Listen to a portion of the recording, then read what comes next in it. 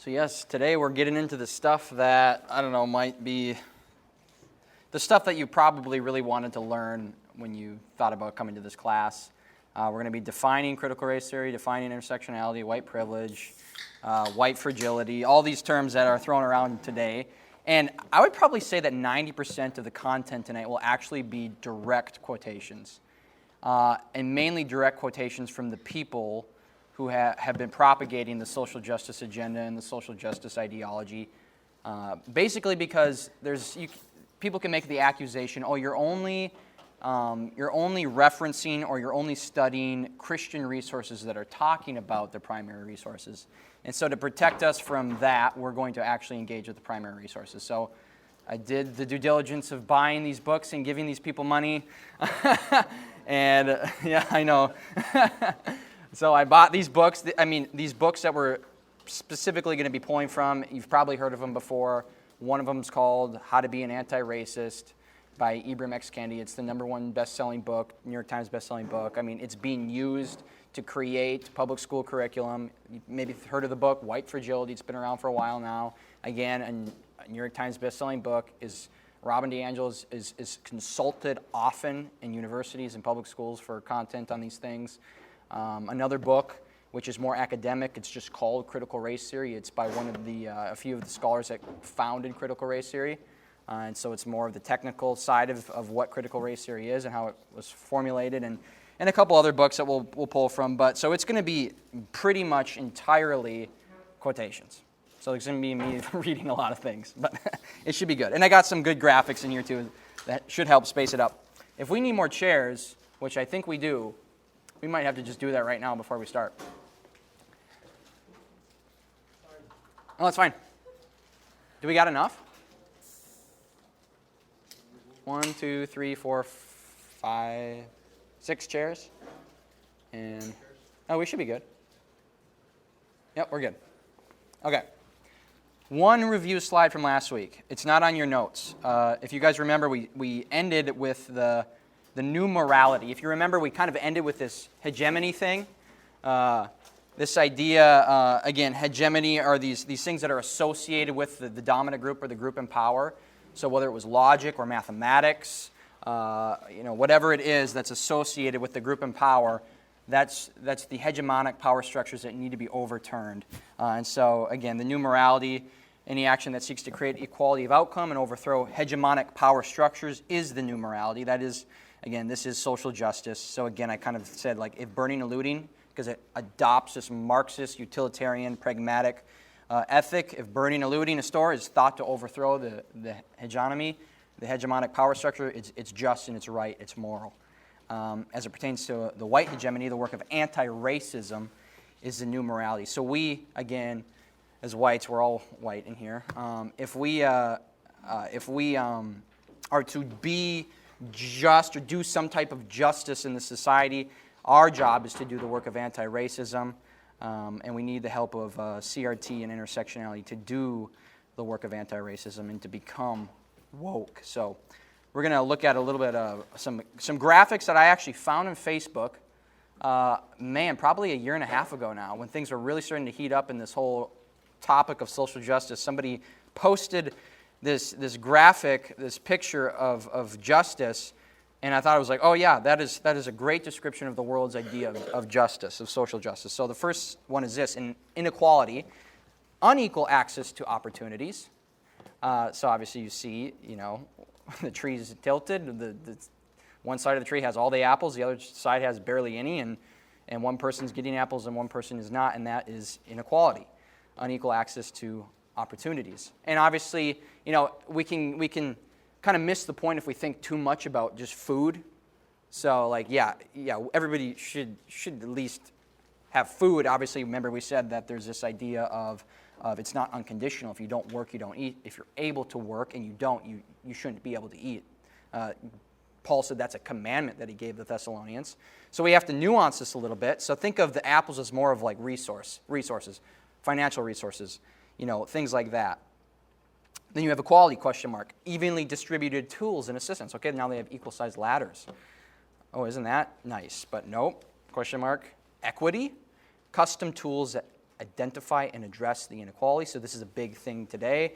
Reparations, all these things that bring people to even spots. But there's still this kind of glaring thing in the eyes of the world today. And then we have justice. Fixing the system. So obviously it's all about the system. It's all about the policies. It's all about the state and the government. Fixing the system to offer equal access to both tools and opportunities. But the thing about this is, like, it doesn't, keep in mind, it doesn't address, like, what type of people these two people are. Is there something actually morally wrong about one of them over the other one?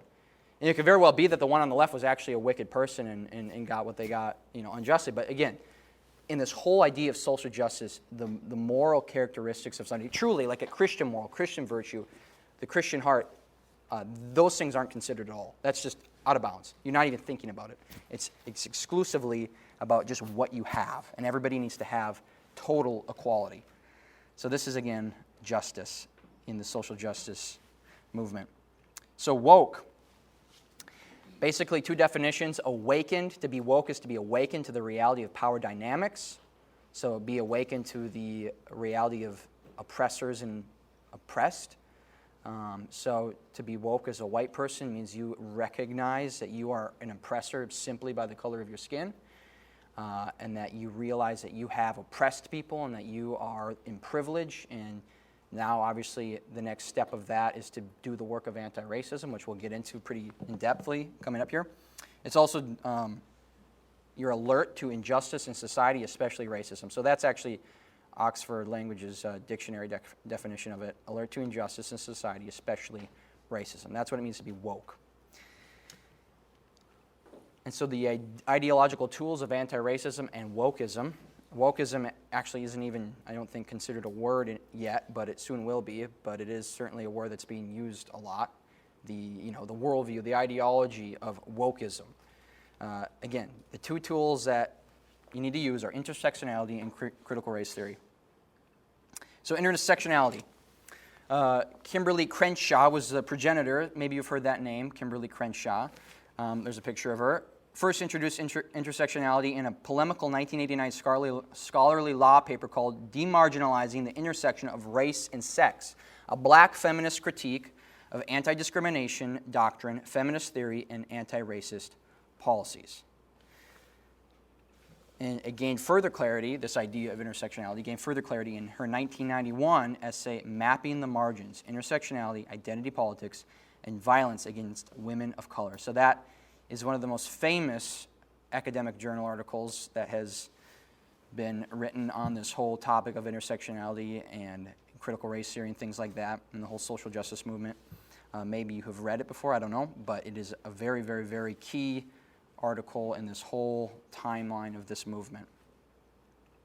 So a little bit more about intersectionality. Crenshaw defines it as a provisional concept linking contemporary politics with postmodern theory.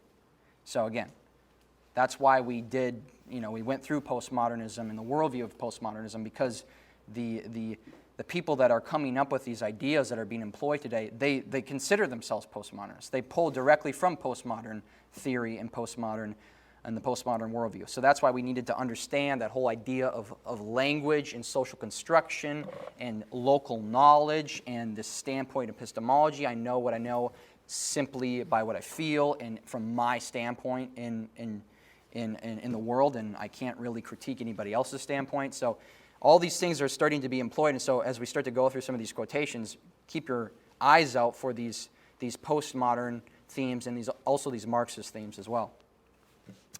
So since people find themselves in more than one victim group, intersectionality is a method used to define someone's victim and oppressed level. So the more intersections of oppression someone finds himself in, the more innocent they are and the more secret knowledge, back to that idea of local knowledge, secret knowledge, they possess, because they can identify now in different groups. And basically, the way she thought about it and the way she described it is literally being at like the middle of an intersection, a street intersection, and you can get hit with oppression from 4 different angles depending on how many groups you identify with. So that's kind of the picture that she's having here, is you can get hit by all these different oppressive realities depending on how many groups you identify with. So some people could, be oppressed in 2 ways, some people in 5 ways. And so we're gonna look at a table here coming up soon. But Here's a big quote from Mapping the Margins, that famous article. She says, "We all can recognize the distinction between the claims, 'I am black,' and the claim, 'I'm a person who happens to be black.' 'I am black' takes a socially imposed identity and empowers it as an anchor of subjectivity. 'I am black' becomes not simply a statement of resistance, but also a positive discourse of self and of identification. Intimately linked to celebratory statements like the black nationalist, 'Black is beautiful,' 'I am a person who happens to be black,' on the other hand, achieves self-identification by straining for a certain universality. In effect, 'I am first a person,' and for a concomitant dismissal of the imposed category black as contingent, circumstantial, or non-determinate." So again, what she's basically saying is the most fundamental aspect to her identity is her black skin color, her black identity, not her personhood.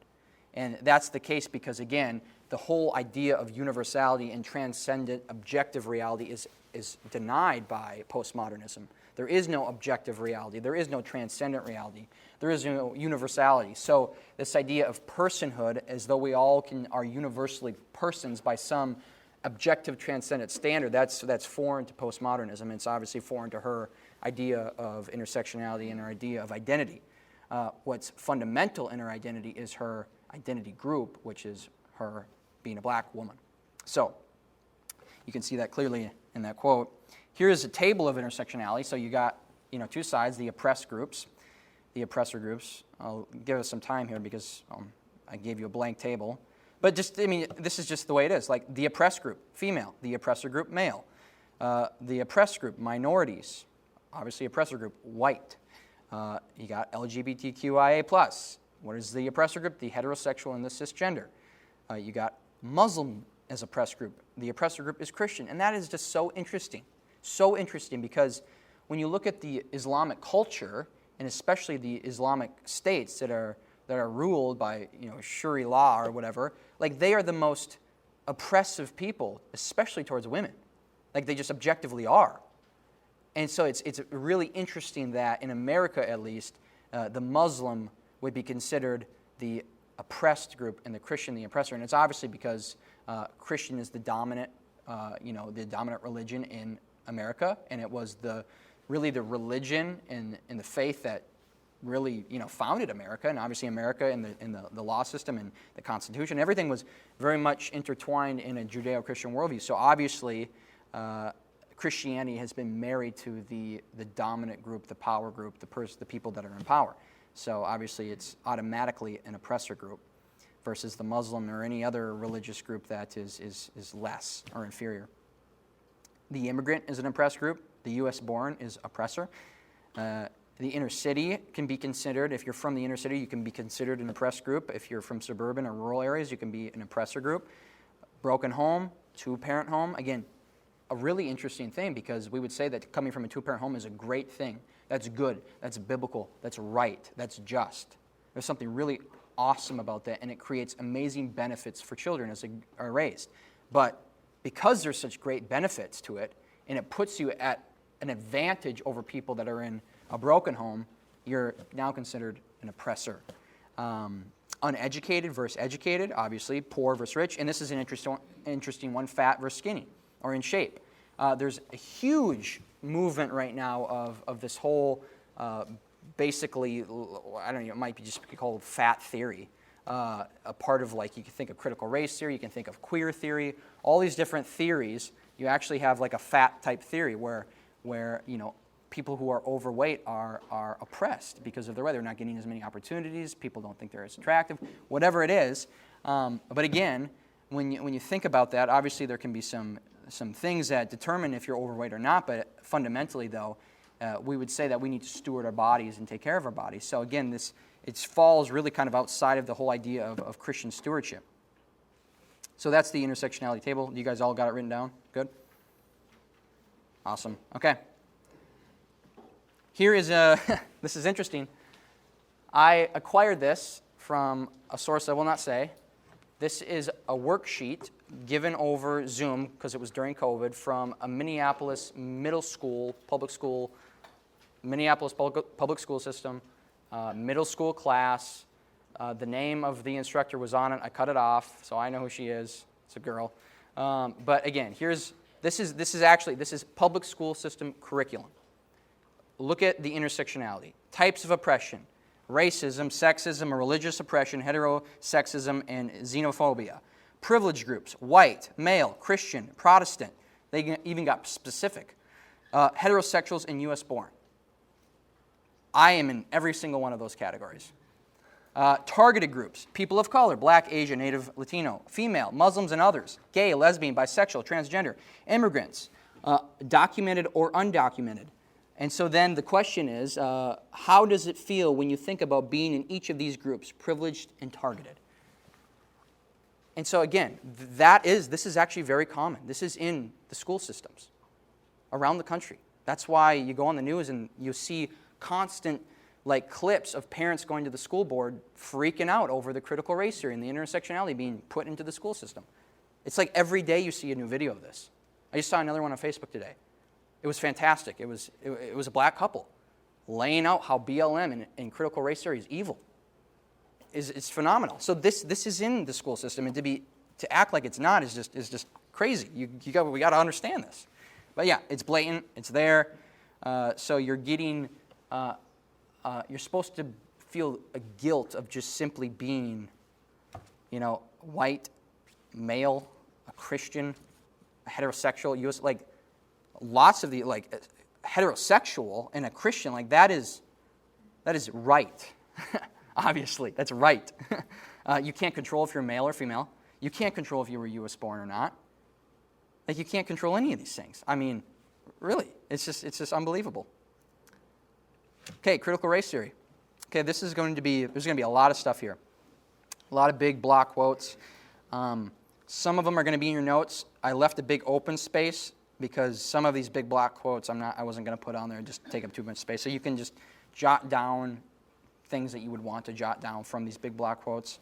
Otherwise, you don't have to if you don't want to. So just a few kind of preliminary things on it. Race is a social construct, again, very postmodern, that was created to maintain white privilege and white supremacy.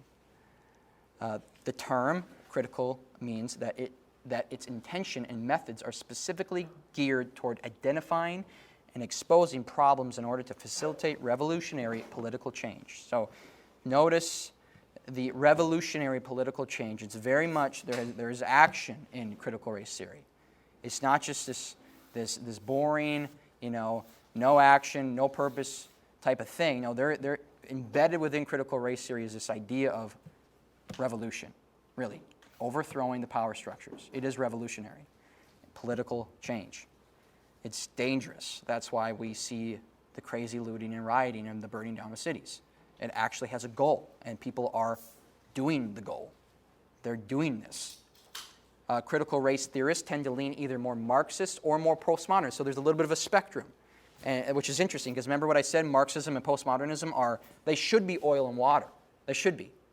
They're not complementary at all, but with that reality, though, you'll see some people be more on the Marxist side of it and some people be more on the postmodern side of it.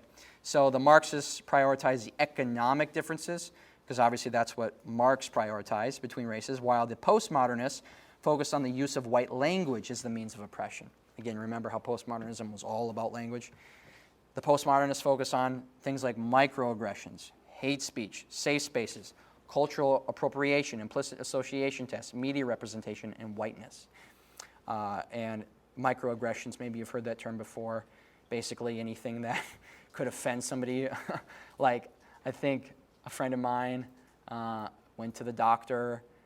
The doctor was just making casual conversation with him. I think it was this question. He asked him where he grew up. And he goes, "Oh, I wasn't supposed to ask you that. We just had a training, and that's considered a microaggression." Because if you grew up impoverished or in the inner city or wherever it might be, you could feel a sense of inferiority because of that. And so to even ask that question of where you're from is a microaggression. So the postmodernists will kind of drift more that way, the language game type of thing. So there's two kind of big assumptions with critical race theory. The first one is positionality, the idea that one's position within society as determined by group identity dictates how one understands the world and will be understood in it. Very postmodern. Again, that's standpoint epistemology to a T. That's this idea of local knowledge again. Racism is prejudice plus power. This is big, therefore only white people can be racist, which is convenient since CRT is blatantly racist towards white people. So you can't actually be racist unless you are the group that has been deemed in power. So that's why there is no idea of reverse racism in CRT. 4 basic tenets to CRT. Now this is all direct quotations from the book Critical Race Theory by Delgado and Stefanik, I think his name is, whatever that is. Whatever. So, first one is this. Racism is ordinary, not aberrational, normal science, the usual way society does business, the common everyday experience of most people of color in this country. Remember, these are direct quotes. 2, most would agree that our system of white over color ascendancy serves important purposes, both psychic and material, for the dominant group.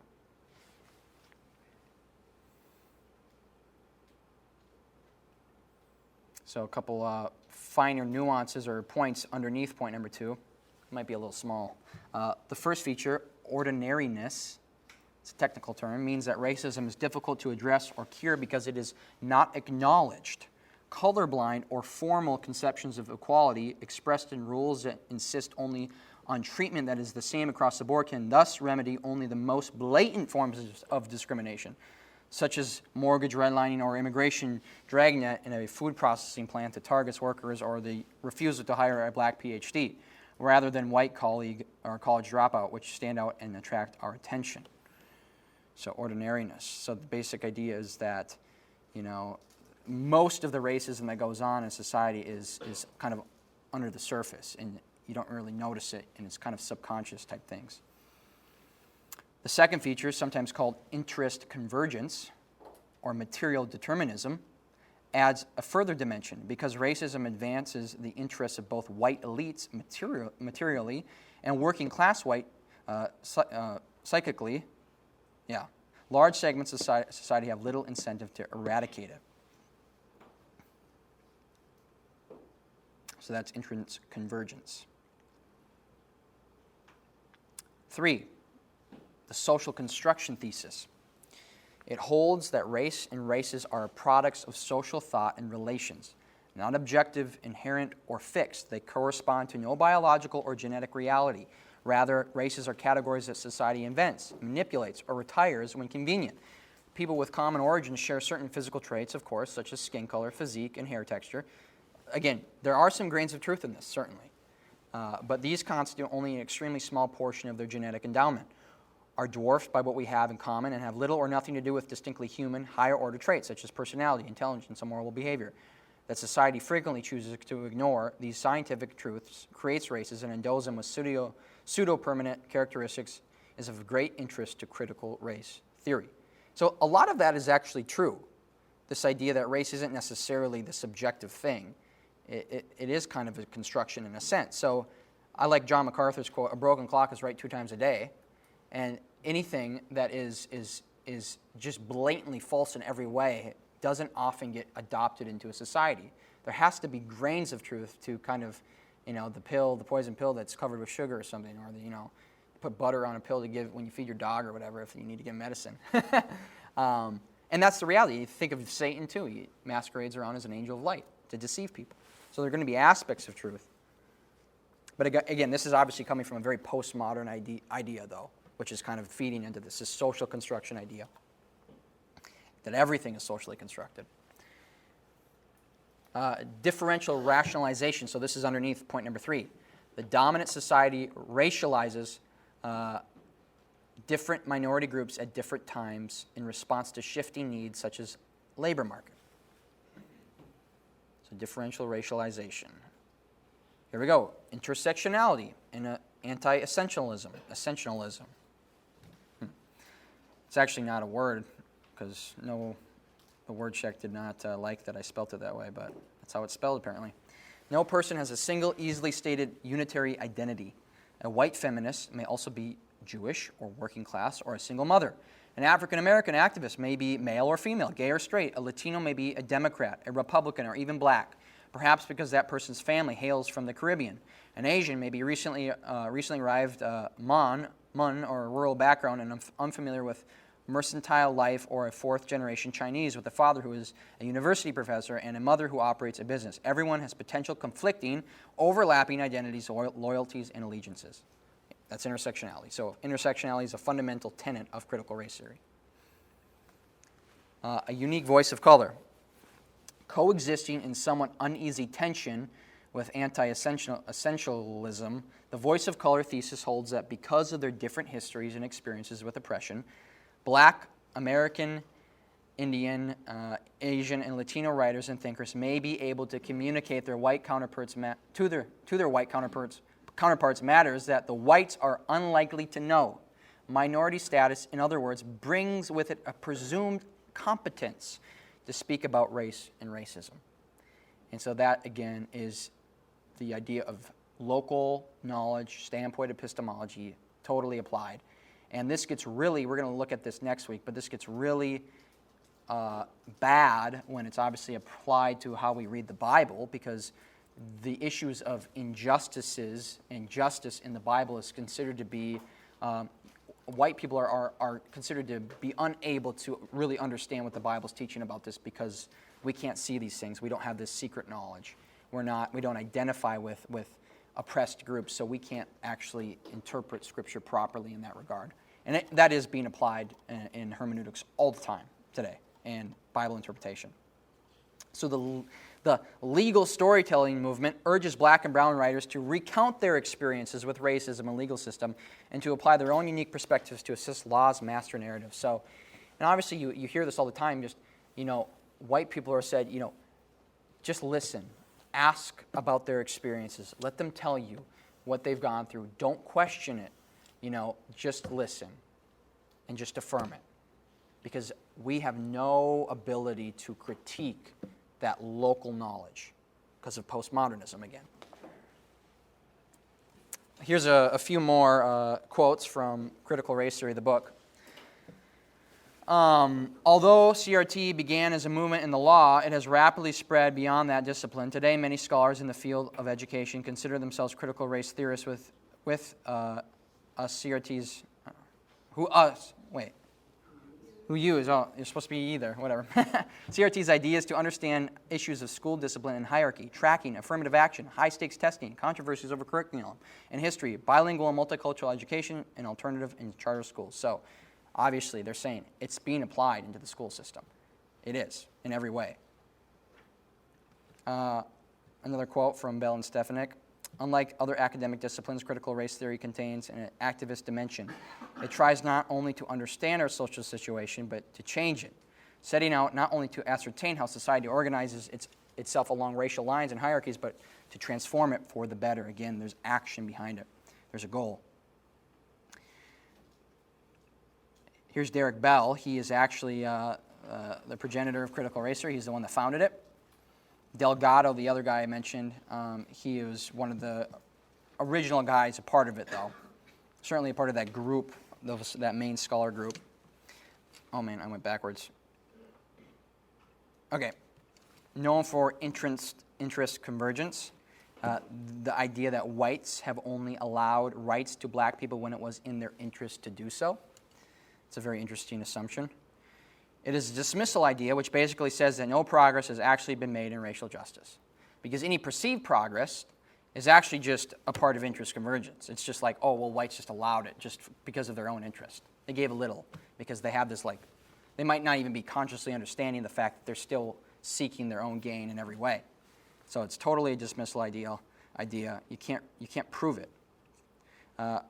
He says this: progress in America-race relation is largely a mirage, obscuring the fact that whites continue, consciously or unconsciously, to do all in their power to ensure their dominion and maintain their control. Direct quote from him. That's why often we wonder, man, the way I see it, there has been great progress in this whole issue of racial reconciliation and racial injustice, given the fact that there was wicked, horrible slavery happening, in American history. Absolutely. And there was Jim Crow, which was wicked and horrible and truly racist. And there has been great progress. So the fact that he is saying that there's really been no progress, and it's only been an aspect of this interest convergence. It's just really quite crazy. And that's why when people talk about how racist America is, a lot of people can be very confused. Like, what are you talking about? Or that there's been no progress. What are you talking about? Well, this is why they say that, because it comes from this idea of interest convergence. So, to the book, How to Be an Anti-Racist, we're going to spend a lot of time here. The nice thing about Ibram X. Kendi is that he really likes clear definitions, which is really, really helpful. He has all these definitions in the beginning of his book, and we're just going to list them all off. So there's no hidden stuff here. Definitions, lots of them. Racist. How does he define racist? One who is supporting a racist policy through their actions or inaction or expressing a racist idea. Again, all about policy. It's not, a racist is not somebody that actually thinks somebody is inferior. It's just about policy.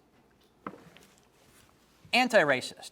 One who is supporting an anti-racist policy through their actions or expressing an anti-racist idea. Race. A power construct of collected or merged differences that lives socially. Very postmodern. Racism. A marriage of racist policies and racist ideas that produces and normalizes racial inequities. So fundamental to racism is inequity.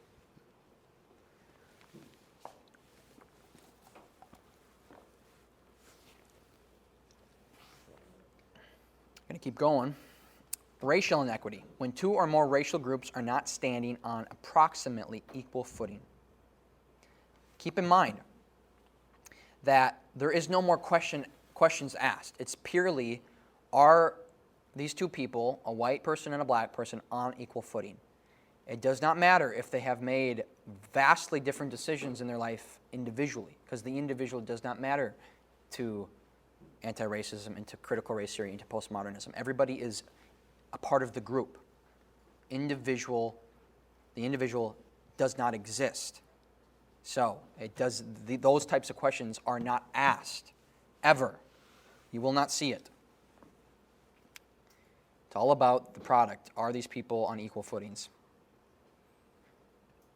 Racial equity, when two or more racial groups are standing on relatively equal footing. Racist policy, any measure that produces or sustains racial inequity between racial groups. Again, regardless, doesn't matter if people have made drastically different decisions in life, which obviously makes it hard to determine if the policy is actually racist or producing the inequity. Anti-racist policy is any measure that produces or sustains racial equity between racial groups. So by policy, Kendi means written and unwritten laws, rules, procedures, processes, regulations, and guidelines that govern people. What we would think of as policy. Pretty straightforward. Racial policies have been described by other terms. Maybe you've heard these terms before. Institutional racism, structural racism, and systemic racism.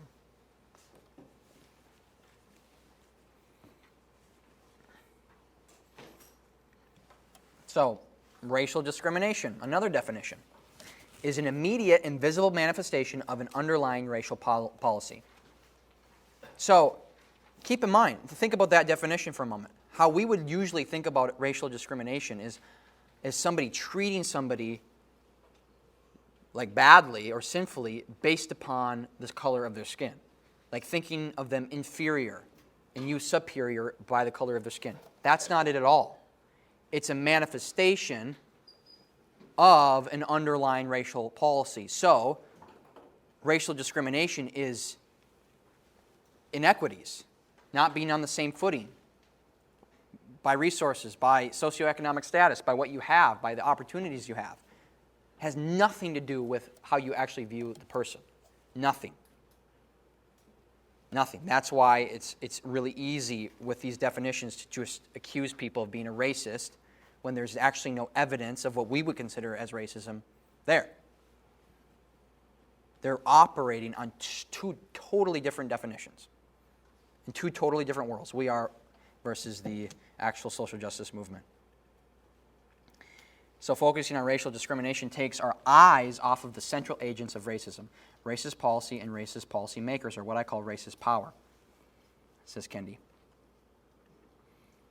Here's what he says about this. This is really interesting. But if racial discrimination is defined as treating, considering, or making a distinction in favor or against the individual based on that person's race, the racial discrimination is not inherently racist. The defining question is whether the discrimination is creating equity or inequity. If discrimination is creating equity, then it is anti-racist. Now, isn't that bizarre? That should be very bizarre. So if the way I read that, and I read it multiple times in context, the way I read it is that he's saying that if I'm actually truly racist, like I actually think somebody's inferior to me, but my actions still create equity, I'm actually being an anti-racist. That's bizarre. That's very bizarre. That's probably used to justify reverse racism. Exactly. Yep. Well, it kind of makes sense though, what they're doing. Oh, yeah. Yeah, it does. It's very consistent with his definitions, that's for sure. You give this race all these benefits because obviously you must think that they can't do anything on their own, so you have to do everything for them.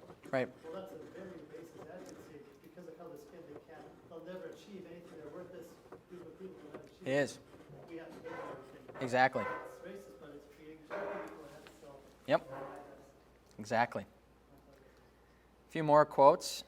This is the consistent function of racist ideas and of any kind of bigotry more broadly, to manipulate us into seeing people as the problem instead of the policies that ensnare them. So again, consistent here. It's not about the people. It's not about the individual. It's not about what they've done. It's not about what they believe. It's all about the policy. All about the policy. Denial is the heartbeat of racism, beating across ideologies, races, and nations. It is beating within us. So, if you deny that racism exists, if you deny that you are racist, you are proving your racism, obviously. Here's an interesting quote. I am not a racist, but neither am I aggressively against racism. But there is no neutrality in the racism struggle. The opposite of racist isn't not racist, it's anti-racist. So he leaves no room for being neutral. He leaves no room for saying, I'm not a racist. You have to be an anti-racist, which comes along with it. You have to do the work of anti-racism. There's no passive position. If you're not a racist, you're an anti-racist, which necessarily requires you to do the work of anti-racism. Big quote. What's the difference? One endorses either the idea of racial hierarchy as a racist or racial equality as an anti-racist. One either believes problems are rooted in groups of people as a racist or locates the roots of problems in powers and policies as an anti-racist. So again, look at those postmodern themes. One either allows racial inequities to persevere as a racist or confronts racial inequities as an anti-racist. There is no in-between safe space of not racist. The claim of not racist neutrality is a mask for racism. This may seem harsh, but it's important at the outset that we apply one of the core principles of anti-racism, which is to return the word racist itself back to its proper usage. Racist is not, as Richard Spencer argues, a pejorative. It is not the worst word in the English language. It is not the equivalent of a slur. It is descriptive. And the only way to undo racism is to consistently identify and describe it, and then dismantle it. Again, deconstruction, dismantle it, dismantle language. The attempt to turn this usefully descriptive term into an almost unusable slur is, of course, designed to do the opposite, to freeze us into inaction. So he's all about the action. It's married to this ideology. That's why you feel, and people have felt, this overwhelming pressure to be active on social media, to post black squares, to do hashtag Black Lives Matter. It's so intertwined in a part of the ideology that to not do that work and to not be active on social media is to not be an anti-racist. And if you're not an anti-racist, what are you? You're a racist. So we have to understand this. That's why when you see Christians doing those things, you go, what are you doing? And maybe some of you did some of those things, and probably in ignorance. But again, we're learning, so that's good. The common idea of claiming colorblindness is akin to the notion of being not racist. So colorblindness is racist. As with the not racist, the colorblind individual, by ostensibly failing to see race, fails to see racism and falls into racist passivity. The language of colorblindness, like the language of not racist, is a mask to hide racism. This is interesting. Remember from our little survey of biblical theology, so to Kendi, the language of Colossians 3 and Galatians 3 would be colorblind. Kendi's idea fails the Scythian test. If you remember, Scythian, there's neither slave nor free, Greek nor Jew, Scythian, barbarian, but all are one in Christ. So this new man where we don't worry or care about those things. We're all one. That's racist to Kendi, obviously. Fails the Scythian test. His idea does. This is really interesting. Here's very practical now. Do-nothing climate policy is racist policy, since the predominantly non-white global South is being victimized by climate change more than the wider global North, even as the wider global North is contributing more to its acceleration. Crazy. Like, wow. Notice the victim, non-victim categories. They're always going to be there. Notice how environmental climate realities must be equalized, which is impossible. Like, think of Tower of Babel. God spread these nations that he created around the world. He didn't put them all in the same spot. He didn't give them all the same climate. Like, look at the Eskimos. They live on ice and they eat fish. Like, I don't even know what else to say. Also, notice how Kendi assumes climate change is real without providing any scientific research to back up his claim. So you wouldn't know that because you didn't read the book, but maybe some of you did, I don't know. He has 0 footnotes. 0. If you know anything about academic writing, you cite everything. You have to. Like, you always have to be citing, like, this isn't just my own idea, this is backed up with this, this, this, and this. Like, that's central to academic writing. He has 0 footnotes. He makes a claim like climate change and the racism of passive climate change policy or whatever. 0 citations, 0 footnotes, 0 research to back it up. It's his own idea. Well, do you think that when they continue to make statements like that, they continue to repeat it over and over and over again until people start to say, well, that must be true? Yep. Because everybody's spraying it around. Exactly, and they get in an echo chamber, and so what happens is you got this group of these people who are promoting this ideology, and they all cite each other then. And so they just get in this echo chamber. It's like, oh, Bell cites Crenshaw. Oh, Crenshaw cites Kendi. Oh, Robin DiAngelo cites Crenshaw. Oh, Crenshaw, it's just back and forth, and it's this echo chamber. And they're all just saying the same things, and they're citing each other, and they don't have any citations outside of it, and they rarely ever cite anything that's actually of real scientific substance, that's actually like good research and good science. And when some things come out that are good research and good science that goes against their ideology, they cancel it. And I have an example here coming up of good research that was done on some of these disparities that were being claimed, and they found that, oh, there actually is no disparity. That was bad research, and we just did the good research. True stories, like professors are getting fired from their positions for even citing those articles. It's crazy. Here's a nice little chart. Becoming anti-racist. So the fear zone, deny racism is a problem. I avoid hard questions. I strive to be comfortable. I talk to others who look and think like me. The learning zone, listen to others who think and look differently than me. I am vulnerable about my own biases and knowledge gaps. Again, think of local knowledge there. I education myself. I educate myself. I didn't make this, so... But I have my own typos, so I can't really be too critical. I educate myself about race and structural racism. Again, structural racism, not true racism. I understand my own privileges in ignoring racism. I seek out questions that make me uncomfortable. I recognize racism as present and current problem. Growth zone. I identify how I may unknowingly benefit from racism. I promote and advocate for policies and leaders that are anti-racist. That's a big one. Like, I promote and advocate for policies and leaders that are anti-racist. That's why it's like universally, if you're an anti-racist, you are voting Democrat. Because they're the ones that pay lip service to this work, even if they don't actually really do anything about it. I sit with my discomfort. I speak when I see racism in action. I educate my peers how racism harms our profession. Again, there's action. You got to be vocal. I don't let mistakes deter me from being better. I yield positions of power to those otherwise marginalized. Another big one. It does not matter. Maybe you've heard it recently. A few months ago, it came out that I think it was United Airlines decided that by a certain date they were going to have 50% of their pilots racial minorities. Well, how do you make that goal? Because there are certain benchmarks that you have to meet in order to be a pilot. And I don't want to fly United if I know that this person was only solely hired by the color of their skin and not because they're actually qualified to fly this plane. Like, that's crazy. So, again, yielding positions of power. Doesn't matter if you're qualified or whatever. Doesn't matter if you're actually competent. If you're white, you got to yield the positions of power. I surround myself with others who think and look differently than me. We're not doing that right now. Which, again, it doesn't take into account demographics. Like, simple as that. Like, if you're in a place that there just is 95% white people, you can't expect there to be these ratios in groups like this or in churches or whatever that would totally blow that out of the water. Like, you just can't do that. But nonetheless, yep. Elizabeth and I had actually seen that article about the United thing. I just double checked it. It's actually women and people of color.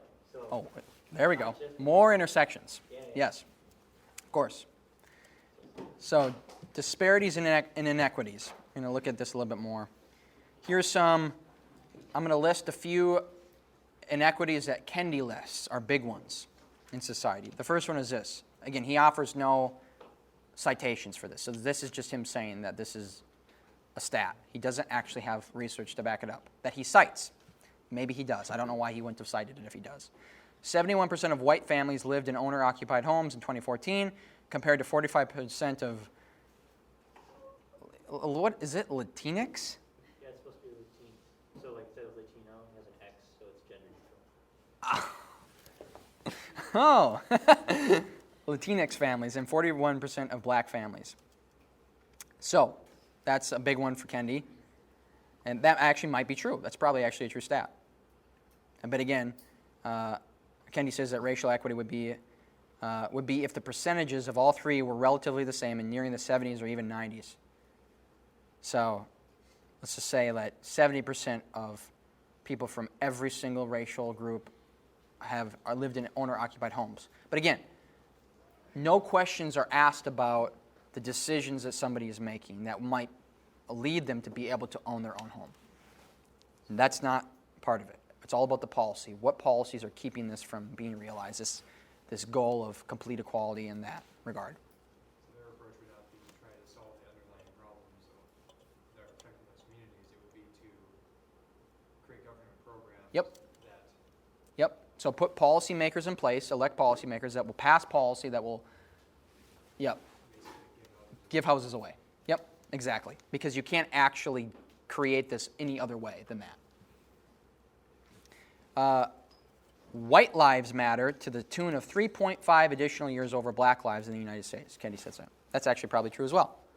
But again, doesn't take into account decisions. Doesn't take into account like gang violence in the inner city and how many blacks are killing blacks. I wonder, I don't know if the abortion statistic is lumped into this. I don't know. That would be interesting if it was, because then that would be crazy. is this referring to lifespan? Yes, so abortion wouldn't be in that one.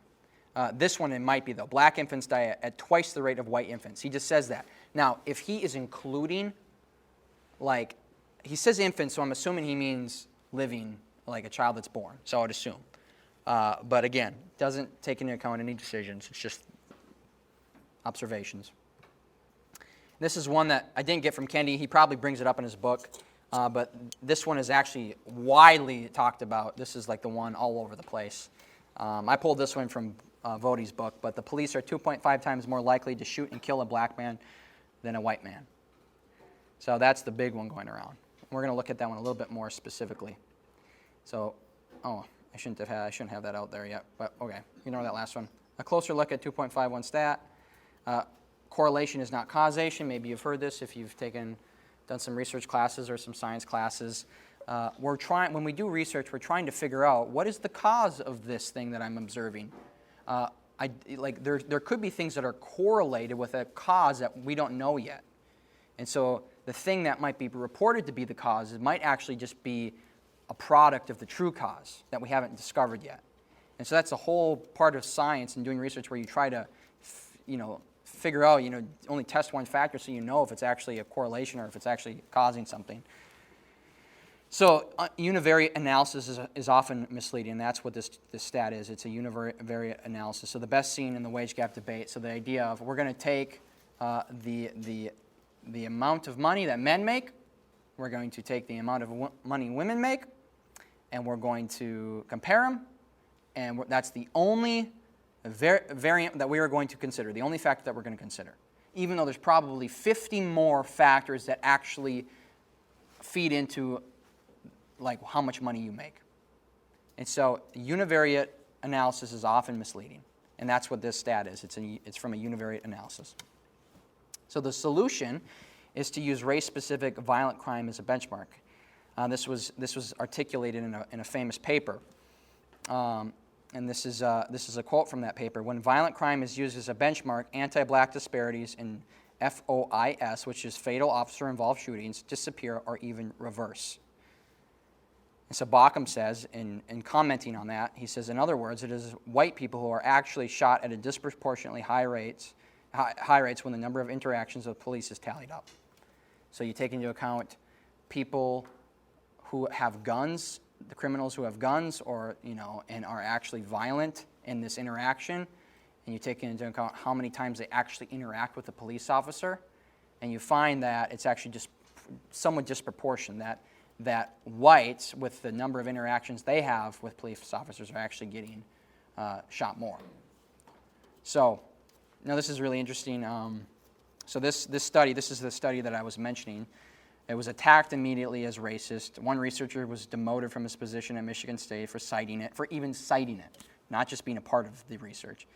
Eventually, the authors retracted the study, probably because they couldn't handle the pressure, though it was peer-reviewed, and they still stand behind their findings. Moreover, the findings mirror those of a similar study in 2015. So, again, any research like this is instantly canceled and deemed racist, and it's not tolerated in the academy anymore. So, the irony of disparity and inequity. This isn't necessarily directly related, but it's kind of related. It's this idea that we all have, you could say, disparities dependent on the groups we identify with. And this is a funny quote about the disparity that men actually can be considered oppressed in a lot of ways, even though they are the ultimate oppressor. Here's what it says. The emerging list of men's grievances are legion. With respect to the criminal justice system, men have a lower chance of positing bail than women. Men go to prison at a higher rate and are treated worse in prison than are women. Men are punished more harshly for the same crimes. Men have higher rates of solitary confinement and more severe, men serve a higher percentage of their prison sentence. With respect to divorce adjusted for income, men make higher alimony payments, and men receive a lower rate of custody of children after divorce. With respect to education, men underachieve in K through 12, and men attend college at a lower rate and graduate at a lower rate. With respect to death, men are 20 times more likely to die in a work-related injury. Men have a higher rate of suicide, and men are more likely to die from violent gun and knife crime. With respect to physical violence, men endure a higher rate of corporal punishment in childhood. With respect to war, men are forced by law and by societal pressure to fight and die in war. Male gendericide has been practiced throughout history as a way of subduing populations. And as veterans, men suffer higher rates of homelessness, suicide, PTSD, and drug addiction. With respect to employment, men are forced to work for a pay in capitalist economy more than are women. Women are concerned with breaking through the glass ceiling, yet almost all of the thankless work done below ground in mining, utilities, fishing, and excavation is done by men. So, it's funny because like a lot of these disparities that we see are for a good reason, though. Like, for instance, the war disparity, there should be a great disparity there. I mean, I would come from the position that no women should be going and fighting a war. Like, there should be a drastic disparity there, and that's good, and that's right, and that's biblical. So you can't just say and look at just disparities arbitrarily and just say that this all needs to be equalized. Like, some of these disparities are actually right and biblical. And part of it, too, is like, of course men are arrested more and serve longer sentences and are put in solitary confinement more, because men have testosterone and they're going to be a little bit more violent than women in most cases. Like, it's obvious. That's not actually a disparity that we need to worry about or be like, that's somehow unjust. So this is all about the irony of it. It's just like the same things can be said of the disparities we see among racial groups. A lot of them can be easily explained by decisions that people make. And they're not just arbitrarily assigned to or a product of a racist policy. Economic inequity, the solution. Now, this is really interesting. This is really interesting stuff. The solution. So this is coming from more of a Christian side of things here. So how do we actually solve this problem? Allen, W.B. Allen, he's black, so God did not promise to provide material security. Remember, we talked about this in our first lecture. God did not promise to provide material security. He promised, rather, to reward the effort to merit material security, while endowing us from the beginning with the power to exert such effort. Made Adam able to work. He put him in the garden. He said, work, cultivated it. And it produced fruit. So, work, you're going to get a reward. That's how God created the universe, the world. So the solution to economic hardship is the individual's decision to cultivate the earth. Thus, societies and nations which allow an individual the freedom to labor and cultivate by his own initiative are leaning into the biblical framework. So that would mean that societies that don't allow an individual to take that initiative and work are actually promoting poverty. And so more socialistic countries are promoting poverty. Because how do you get out of poverty? You get out of poverty by taking initiative and working. And God created a universe and a world where if you do apply yourself to work and you're freed up to do it and you're not restricted, you will actually be blessed. You will actually get food. You will actually have what you need. That's how He created the world. And so work is fundamental. It's good. It's a pre-fall ordained thing. It's before even sin. So again, that's why socialistic worlds or socialistic countries we should be very against them, because they're not biblical and they do not promote actual economic flourishing. They create poverty. So obviously, you might ask the question, well, what if somebody doesn't obviously have the ability to cultivate the earth, to work? And again, we talked about this with 2 Thessalonians 4.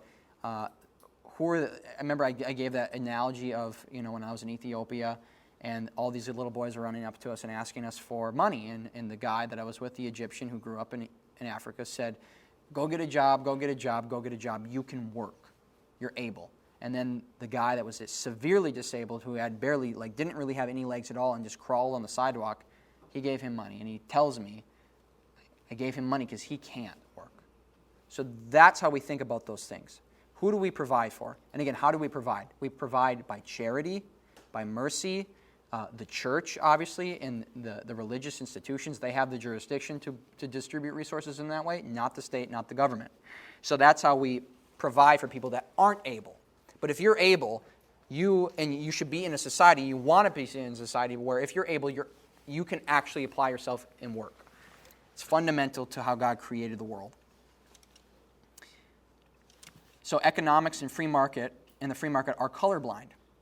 This is important to realize. Again, obviously, we know that they don't like the social justice movement doesn't like this idea of colorblind.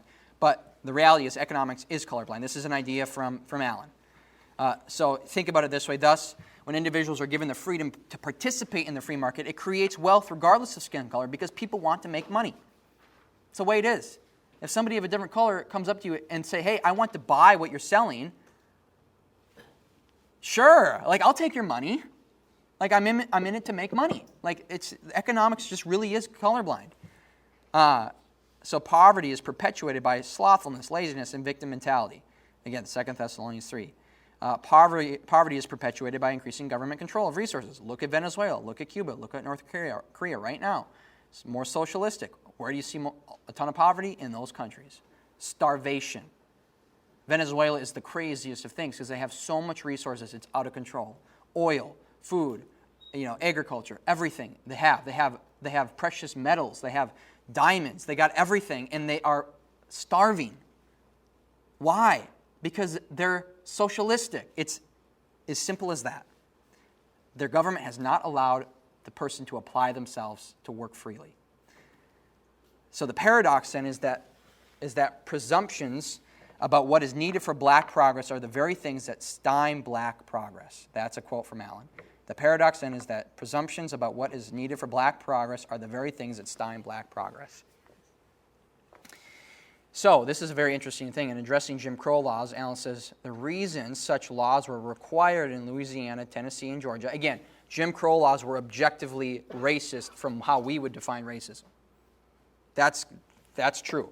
So addressing Jim Crow laws, Allen says the reason such laws were required in these states and elsewhere were precisely because the market operating in the absence of restraint would not sustain segregation. The emergence of Jim Crow, therefore, constitutes prima facie evidence of economic conditions otherwise favorable to effective participation in the market by American blacks. So the free market system works so well that unless you have something racist like Jim Crow to keep people down, the black population is going to flourish as they were starting to flourish. Even right after, slavery was abolished. It's incredible. I have some quotes from that as well. So Allen actually argues that it is an entire fiction that black people today still feel the pains of the past. He argues that. He says, race has long been a problem in the United States in ways adequately explained in various technical writing. It has not, however, been proven that race is an integral part of American culture. It is a logical error to confuse what is pervasive with what is integral. And it is a moral error to derive necessary conclusions from accidental determinants. The conclusion that racism is intrinsic or integral to American principles constitutes such a moral error. So black leaders have turned to group identity rather than to individual identity and American principles of assimilation. So that's the problem. It's postmodernism. It's group identity over individual identity. He says this, in the scanty 25 years since 1865, the war's end, the population of blacks in the United States had virtually doubled, 4 million to 8 million. Incredible. Moreover, the natural increase had been accompanied by extensive accomplishments in educational, agricultural, and industrial and cultural development. Census reports demonstrate in considerable detail a portrait of solid participation in the economy. They do so, however, against the backdrop of the outrages upon the Negro in this country. So, even within the 25 years after the war ended, and blacks were they were having freedom to start to apply themselves in the free market, they experienced tremendous economic growth. They doubled in population. It was incredible.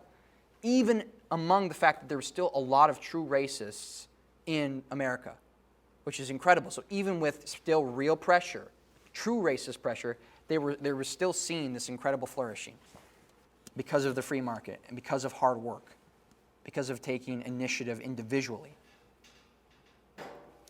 Frederick Douglass, you probably know him, obviously a famous black man in the late 1800s who talked a lot about this idea of race in his book, The Reason Why.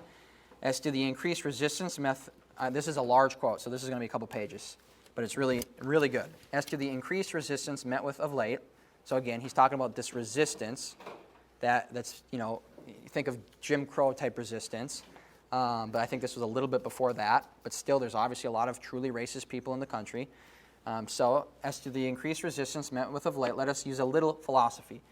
It is best to account in a hopeful way for this reaction and even to read it as a favorable symptom. It is a proof that the Negro is not standing still. He is not dead, but alive and active. He is not drifting with the current, but manfully resisting it and fighting his way to better conditions than those of the past, and better than those which popular opinion prescribes for him.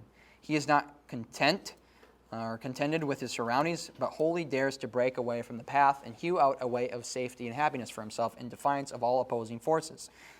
The enemies of the Negro say that he is making progress, and they naturally wish to stop him and keep him in just what they consider his proper place. But the Negro has said, has said it decided not to all of this and is now by industry, economy, and education wisely raising himself to the conditions of civilization and comparative well-being beyond anything formerly thought possible for him. What the Negro has to do then is to cultivate a courageous and cheerful spirit, use philosophy and exercise patience. He must embrace every avenue open to him for the acquisition of wealth. He must educate his children and build up a character of industry, economy, intelligence, and virtue. Next to victory is the glory and happiness of manfully contending for it. Our situation demands faith in ourselves, faith in the power of truth, faith in work, and faith in the influence of manly character. So these things aren't localized, or these things aren't just for black people. Like anybody in an impoverished state who applies these principles and who applies a good work ethic and working hard will see blessing, because that's the world that God created. So this isn't just specifically a black thing. This would be true of any person, individual person, who found themselves in a bad situation, who wants to work out of it. These things are very much universal. I think there's a key line in there. Yeah, I'll go back. It says about, he must embrace every avenue to open them up to the acquisition of them. He must educate his children and build up character in industry and economy. Yep. We're in such a self-centered society that people just want, I want it for me. I don't care about my kids. I want Right. it for me. Yeah. You know, I want everything. That's a want huge now, one. And I don't care if I have to pay for my kids' school. I made on my own. They can do it themselves. And there's no Right. caring for children. Right. Exactly. Big, big, big one. Perpetuates itself. Yep. Huge. Booker T. Washington, another black guy that obviously worked in the late 1800s, early 1900s on this issue of racism. He says, a freedom from dependence on others, labor to the independent or self-labor, freedom to transform unused and dwarfed hands into skilled and productive hands, to change labor from drudgery into that which is dignified and glorified, to change local commerce into trade with the world, to change the Negro from an ignorant man into an intelligent man, to change sympathies that were local and narrow into love and goodwill for all mankind, freedom to change stagnation into growth, weakness into power. Yea to us all, your race and mine, Lincoln has been a great emancipator. It's talking about Lincoln. This was at the Abraham Lincoln Memorial Address in Philadelphia on February 14th, 1899. He goes on to say, in a different address, this was on February 22nd, 1903, at the Educational and Industrial Emancipation of the, he said this in an article called The Educational and Industrial Emancipation of the Negro. He goes, those are most truly free today who have passed through great discipline, those persons in the United States who are most truly free in body, mind, morals, and those who have passed through the most severe training, those who have exercised the most patience and at the same time the most dogged persistence and determination to deal more practically and directly with the affairs of my own race. I believe that both the teachings of history as well as the results of everyday observation should convince us that we shall make our most enduring progress by laying the foundation carefully, patiently in the ownership of the soil, the exercise of habits of economy, the saving of money, the securing of the most complete education of hand and head, and the cultivation of Christian virtue. I repeat here what I have often said in the South: the Negro seeks no special privileges. All that he asks is opportunity, that the same law which is made by the white man and applied to the one race be applied with equal certainty and exactness to the other. This is a very Christian way of talking about justice, because he is a Christian, obviously. So this was actually like, these were, you could still say, the civil rights leaders in the time immediately after the, emancipation. Really good stuff. This is good. This is right. This is the way to think about it. And it actually created change. And it did. It truly did. And it created, wonderful things. And then, obviously, we start to see the rise of Marxist ideology. We start to see the rise of postmodernism. And now it gets applied to this whole idea of racial inequity. And that's when we start to see the drift, the regression back away from the good growth that was being experienced in America. Allen says this: we have presumed instead that what becomes of a man or a woman depends upon what society will do for him or her. As a consequence, the natural and necessary instruments of peace and prosperity are are systematically disregarded in favor of constructivist attempts to remake humanity by governmental means. It's exactly what's going on right now. Okay, we're going to quick run through some more definitions. This is on these definitions that have to do with white stuff. So, whiteness. I think that should just be a set of normative privileges granted. I have a lot of typos, I've noticed. A set of normative privileges granted to white-skinned individuals and groups which is invisible to those privileged by it. White privilege, a series of unearned advantages that accrue to white people by virtue of their whiteness. Unearned advantages that accrue to white people by virtue of their whiteness. Peggy McIntosh, in her article, her famous article, White Privilege, Unpacking the Invisible Knapsack. Very famous article, all about white privilege. She says this, I think whites are carefully taught not to recognize white privilege, as males are taught not to recognize male privilege. So I have begun in an untutored way to ask what it is like to have white privilege. I have come to see white privilege as an invisible package of unearned assets that I can count on cashing in each day, but about which I was meant to remain oblivious. White privilege is like an invisible weightless knapsack of special provisions, maps, passports, code books, visas, clothes, tools, and blank checks. Okay, we're going to look at Paul here. We're going to read a lot of scripture. Here we go. He's talking about boasting. But we will not boast beyond limits, but we will boast only with regard to the area of influence God assigned to us, to reach even to you, for we are not overextending ourselves as though we did not reach you. Paul is writing to the Corinthians, obviously. They're accusing him of being lazy, double-minded. There's these super apostles plaguing the Corinthian church, and they are putting out their resume. Look how much influence we got. Look how much knowledge we have. Look how much money we have. And look how much we are flourishing. And they look at Paul, and he's this weak, he's imprisoned, he's beat up, and they're questioning his apostleship. And so he's talking about the things that you should be boasting in, not these things that the super apostles were boasting in. But nonetheless, notice again that the area of influence God assigned to us. Again, God assigns these things. And remember the parable of the talents too. And then we're going to jump. I repeat, let no one think me foolish, but even if you do, accept me as a fool, so that I too may boast a little.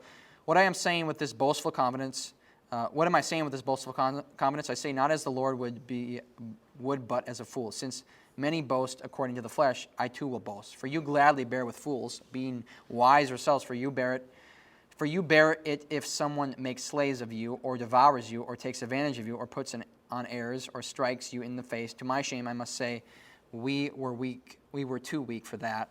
But whatever anyone else dares to boast of, I am speaking as a fool. I also dare to boast of that. Are they Hebrews? So am I. Are they Israelites? So am I. He's talking about these super apostles. Are they offspring of Abraham? So am I.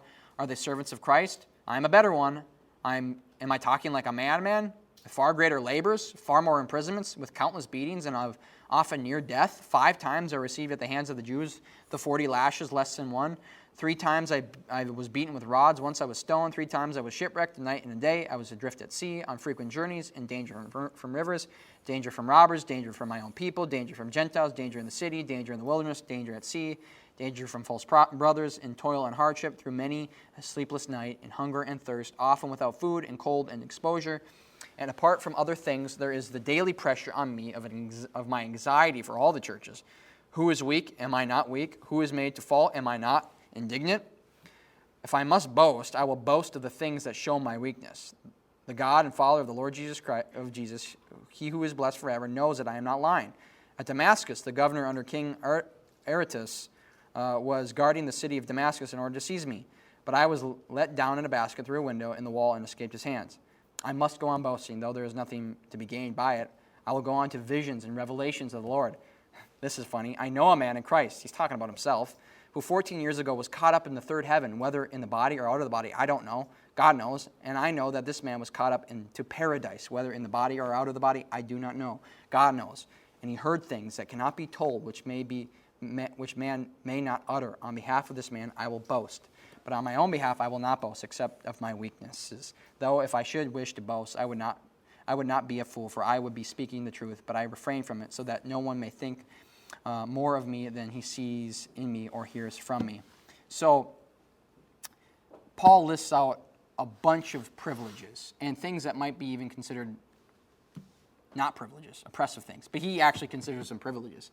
He says these things that would be deemed by society as privileges, being a Jew, being an Israelite, basically, he says in other places, the Pharisee of Pharisees, like, as to the law, blameless, perfect. He had the ultimate privilege. And he's like, I'm not boasting in that stuff. I'm boasting in the shipwrecks, the beatings, those things. Like, the Christian has great privilege in persecution and suffering. There is such a thing as privilege. It exists. It's actually true. But it's a little bit different than how the world would think about it, obviously. And here's the best one. You remember what Peggy McIntosh said? What did she say here? She thinks of it as a knapsack of special provisions, maps, passports, code books, visas, clothes, tools, and blank checks. I think that's great, because here, let's listen to what Paul does here. In Acts. Up to this word they listened to him. Then they raised their voices and said, "Away with such a fellow from the earth, for he should not be allowed to live." And as they were shouting and throwing off their cloaks and flinging dust into the air, the tribune ordered him to be brought into the barracks, saying that he should be examined by flogging to find out why they were shouting against him like this. But when they had stretched him out for the whips, Paul said to the centurion, who was standing by, "Is it lawful for you to flog a man who is a Roman citizen and uncondemned?" When the centurion heard this, he went to the tribune and said to him, "What are you about to do? For this man is a Roman citizen." So the tribune came and said to him, "Tell me, are you a Roman citizen?" And he said, "Yes," the tribune answered. "I bought this citizenship for a large sum." Paul said, "But I am a citizen by birth." So those who were about to examine him withdrew from him immediately, and the tribune also was afraid, for he realized that Paul was a Roman citizen and that he had bound him. So Paul pulled out his passport. He goes, "I'm a Roman citizen. You can't do this. This is illegal." Was that sinful for him to do? No. He was born a Roman citizen. He didn't choose it. He didn't merit it. It was God ordained for a very specific purpose. We see a very obvious application of it right here, and it's good. So we got to think about this whole idea of privilege in that context. We all have privileges, every single one of us, in very unique ways, unlike anybody else, and they're not just relative to your white skin or whatever. There are plenty of black people who have tremendous privilege. Think about just genetic privilege too. Like LeBron James, think about how much wealth he was able to incur because he is a freak athlete and has an incredible body. Like, that's privilege. It's privilege. And so everybody has certain privileges. They might lack other privileges that others have. Just physical appearance is one of those things. Again, all these things that we said originally are God-ordained disparities. God ordains where you're born, who you're born to, how much money, what kind of family are you born into, what kind of intellect do you have, your raw potential for intellect. Like, those things, God ordains them. They might be privileges. It's not that you have privileges or don't have privileges, it's how are you going to use them? Are you going to glorify God with them? Or are you going to steward them well, or are you going to be an unfaithful steward? That's the question, and that's the question that the social justice movement is not asking. They're not even thinking about it. They don't even care because they're not Christian. Okay. More definitions. White supremacy. Any belief, behavior, or system that supports, promotes, or enhances white privilege.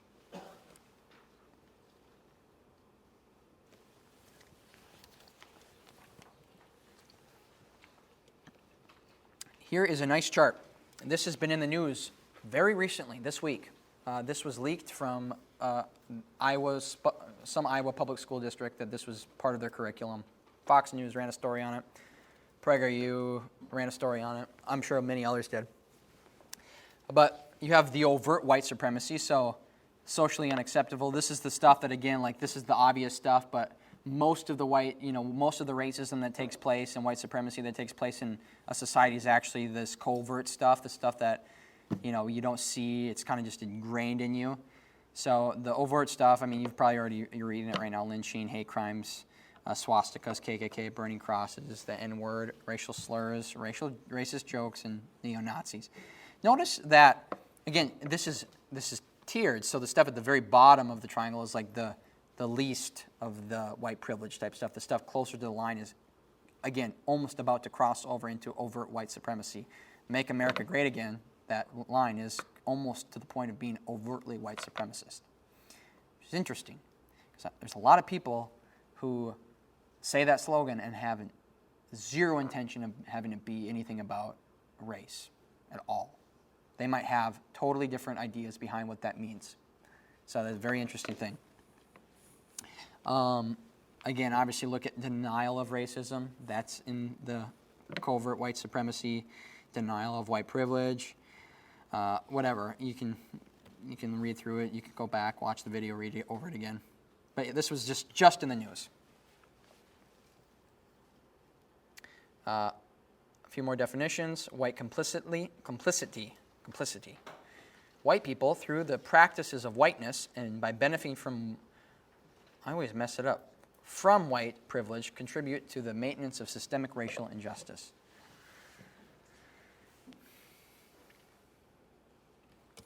So, this is a quote from Barbara Applebaum in her article or book, Being White, Being Good, White Complicity, White Moral Responsibility and Social Justice Pedagogy. The white complicity claim maintains that all whites are complicit in the systemic racial injustice. This sometimes takes the form of the mantra, all whites are racist. When white complicity takes the latter configuration, it implies not that all whites are racially prejudiced, but rather that all whites participate in and often unwittingly maintain the racist system of which they are part and from which they benefit. White equilibrium, the belief system that allows white people to remain comfortably ignorant. I think I have a typo in every single definition. That's what happens when you're a bad typer. D'Angelo, in her book White Fragility, says this: white equilibrium is a cocoon of racial comfort, centrality, superiority, entitlement, racial apathy, and obliviousness, all rooted in an identity of being good people free of racism. Challenging this cocoon throws off our racial balance. Because being racially off balance is so rare, we have not had to build the capacity to sustain the discomfort. Thus, whites find these challenges unbearable and want them to stop.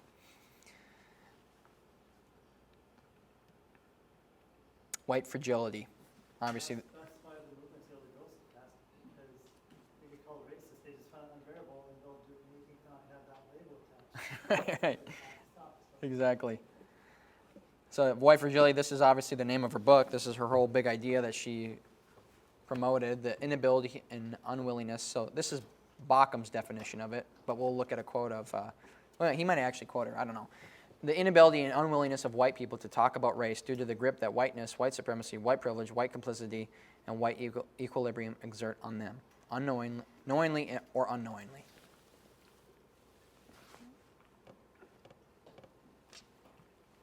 D'Angelo says this: though white fragility is triggered by discomfort and anxiety, it is born of superiority and entitlement. White fragility is not weakness per se. In fact, it is a powerful means of white racial control and the protection of white advantage.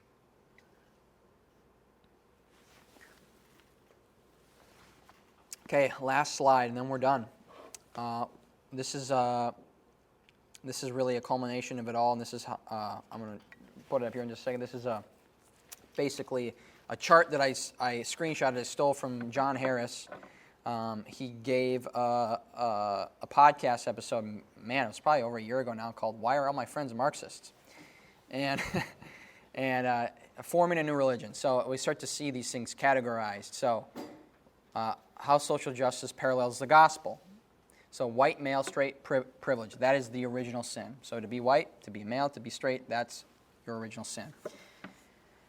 Political correctness, that's the law.